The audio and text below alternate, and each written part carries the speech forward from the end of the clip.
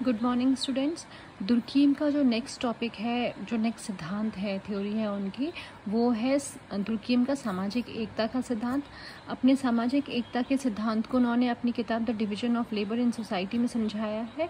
उसमें उन्होंने कहा है कि कोई भी समाज जो है वो आदिम समाज से आधुनिक समाज की ओर मूवमेंट करता है, और ये मूवमेंट हम किस में देख सकते हैं? श्रम में जो विभाजन होता है, श्रम में जो विभिन्नताएं पाई जाती हैं, द डिवीजन ऑफ लेबर वो ये कह रहे हैं कि जो लेबर में जो विभिन्नताएं पाई जाती हैं, उसके बावजूद क्या है कि व्यक्तियों के मध्य एकता होती है। अब वो एकता कैसे होती है वो आगे समझाएंगे, लेकिन उनका कहना है कि आदिम समाज से आधुनिक समाज की ओर कोई भी समाज आगे बढ़ता है, और इसीलिए वो सोसाइटी को दो भागों में बांटते हैं, आदिम समाज और आधुनिक समाज। ठीक है। फिर दुर्कीम ने समाज का वर्गीकरण सामाजिक एकता की प्रकृति के आधार पर किया जो उस समाज में विद्यमान थी। अब वो जो हमने अभी बताया कि उन्होंने सोसाइटी को आधुनिक और आदिम में बांटा है, प्रिमिटिव और मॉडर्न में बांटा है, तो वो किसके आधार पर उन्होंने सोसाइटी का ऐसे वर्गीकरण किया? उन्होंने कहा कि उसका आधार जो है उस समाज में पाई जाने वाली सामाजिक एकता के आधार पर किया है। उनका कहना है कि प्रत्येक सोसाइटी में एकता होती है, उसका स्वरूप अलग होता है, लेकिन एकता जरूर पाई जाती है। अब वो सामाजिक एकता को दो भागों में बांटते हैं, एक यांत्रिक एकता, एक सावयवी एकता। यांत्रिक एकता का मतलब हम मैकेनिकल या मशीन से जोड़ सकते हैं, सावयवी ऑर्गेनिक होते हैं।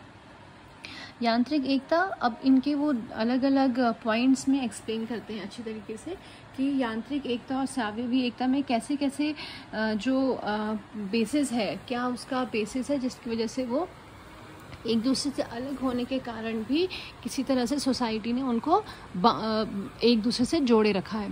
तो पहला है यांत्रिक एकता में आदिम समाज की स्पेशलिटी होती है।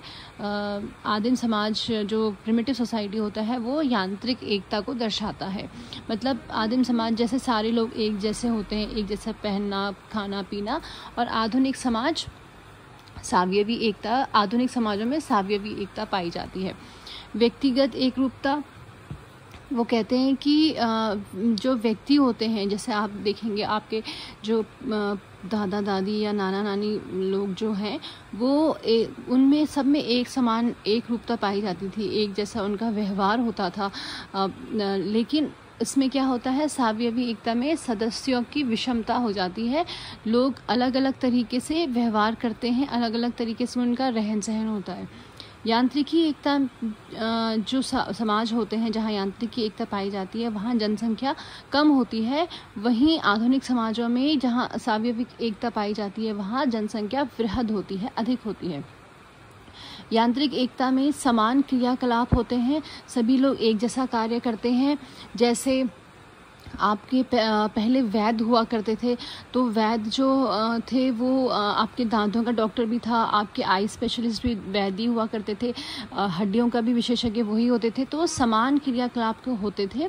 और यहाँ सावयवी एकता या आधुनिक समाजों में जो कार्य होते हैं वो अलग हो जाते हैं। यहाँ समान थे, यहाँ अलग हो जाते हैं। यहाँ अलग ऐसे होते हैं कि जैसे पहले वैद्य का काम, डॉक्टर का काम, एक ही आदमी सारे चीज़ों में स्पेशलाइज था, यहाँ आपके डॉक्टर्स अलग हो जाते हैं। जैसे किडनी के डॉक्टर्स अलग हैं, आपका आई स्पेशलिस्ट अलग है, आपके बोन का ऑर्थोपेडिक अलग है, आपके पेडियाट्रिशियन अलग हो जाते हैं।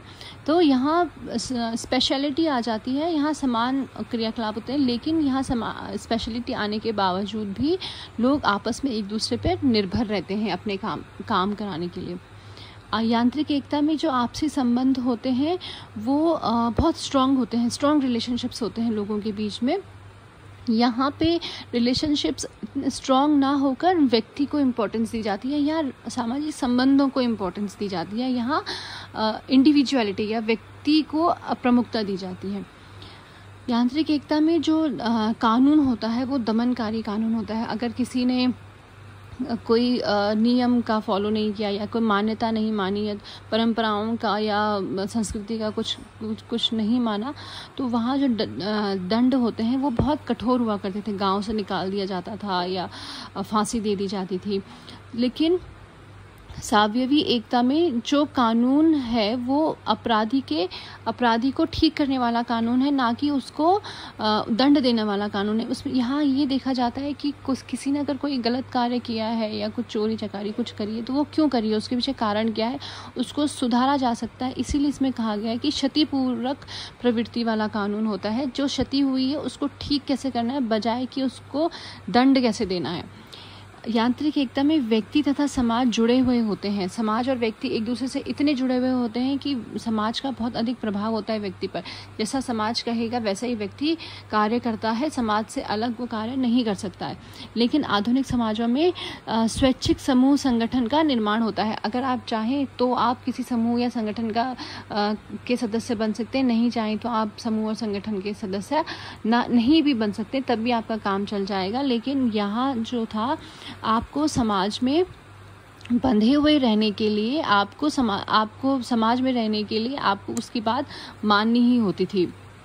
यहाँ आचरण एवं मान्यताओं पर बहुत अधिक जोर दिया जाता था। जिस तरह का किसी समाज ने ये अगर डिसाइड कर लिया कि आपको इस तरह का आचरण करना है, इस तरह के कपड़े पहनने, इस तरह का त्यौहार मनाने हैं, तो वो उस पर बहुत अधिक जोर दिया जाता था। और अगर नहीं दिया जाता था तो उसके लिए कठोर दंड प्रणाली थी।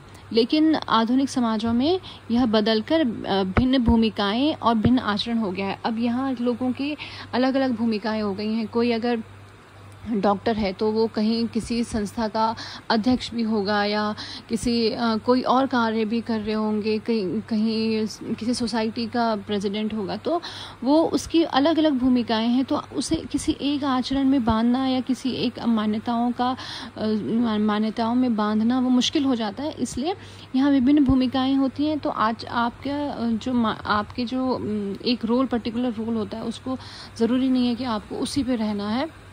यहाँ फ्लेक्सिबिलिटी है, आप थोड़ा लचीलापन होता है यहाँ। तो इसी तरह से दुर्कीम ने सामाजिक एकता को दो भागों में बांटा, यांत्रिक एकता और सावयवी एकता। उनका कहना है कि सोसाइटी जो है आदिम समाज से आधुनिक समाज की ओर जाती है, लेकिन फिर भी जो है यहाँ पे भी एकता पाई जाती है और यहाँ पे भी एकता पाई जाती है। तो उनका कहना है कि समाज हालांकि बदलते रहते हैं, लेकिन एकता सभी समाजों में ज़रूर पाई जाती है। ये बात उन्होंने अपनी किताब the division of labour in society में बताई थी। तो इतना ही है सामाजिक एकता का सिद्धांत। नेक्स्ट जो टॉपिक है आपका वो सुसाइड होगा। Thank you.